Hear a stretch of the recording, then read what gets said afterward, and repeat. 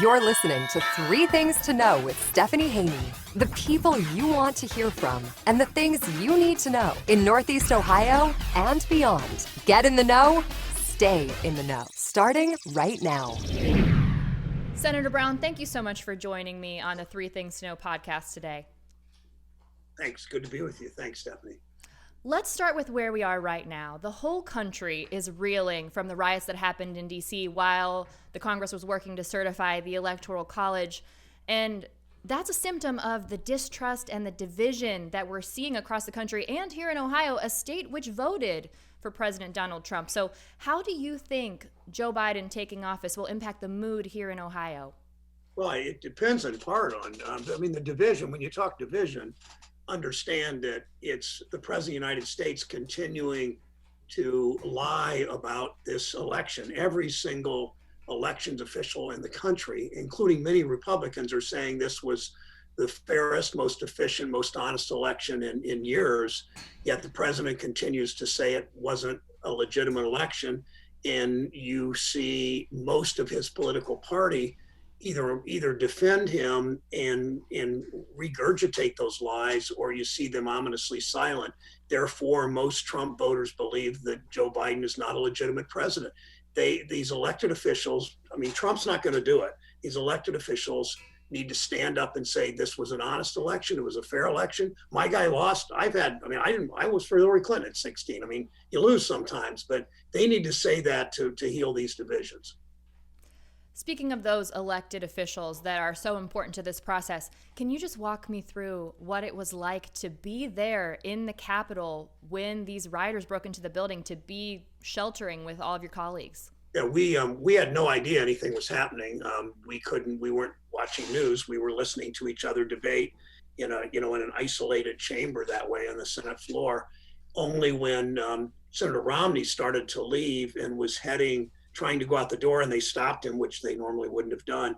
Then when the Capitol Police or the Sergeant at Arms took the vice president, ushered him out of the room as he was presiding, then we knew something was up. They locked the doors. Then half an hour later, they ushered us or sent us or led us into a room with 75 US senators sitting there waiting for 4.5 hours, not really knowing what was happening, except they brought a TV in and we watched CNN to see what was happening. So it was troubling by any standard. And, even my Republican colleagues who are total Trump people, overwhelmingly they acknowledge that Trump incited these rioters and that's got to stop. So I'm hopeful that people learned their lesson, that senators that have continued to make excuses for the president's lies will finally stand up and say, this is a legitimately elected president. Whether you agree or disagree with him, we've got to work together.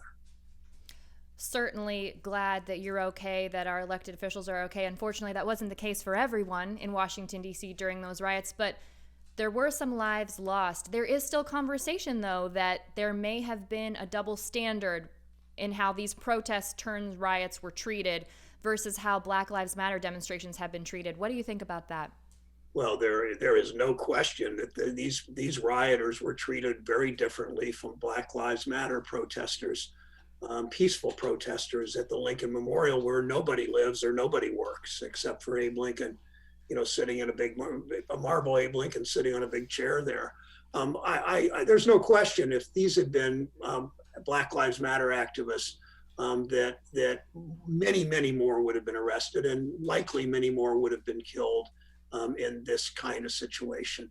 The police treated the protesters, many in wheelchairs that sat in Mitch McConnell's office and protested peacefully opposed to Medicaid cuts.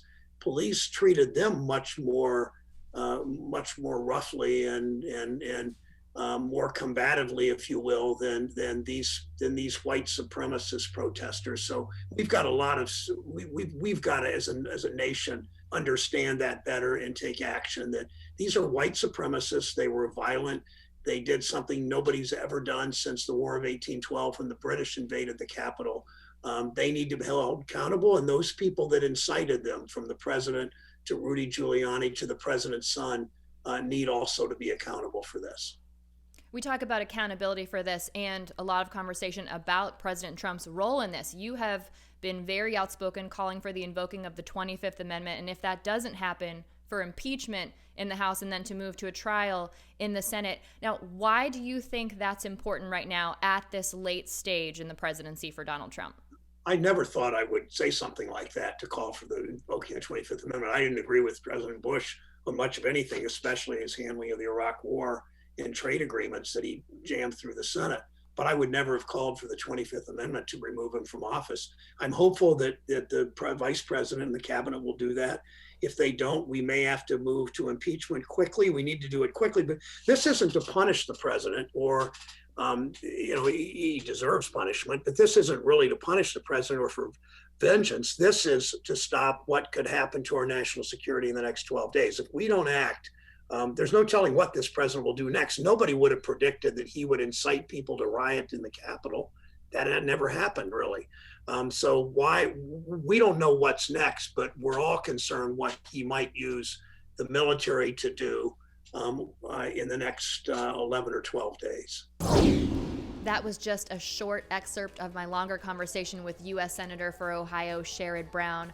For our full conversation on what a Joe Biden presidency means here in Ohio, make sure you subscribe to my podcast, 3 Things to Know with Stephanie Haney, wherever you get your podcasts.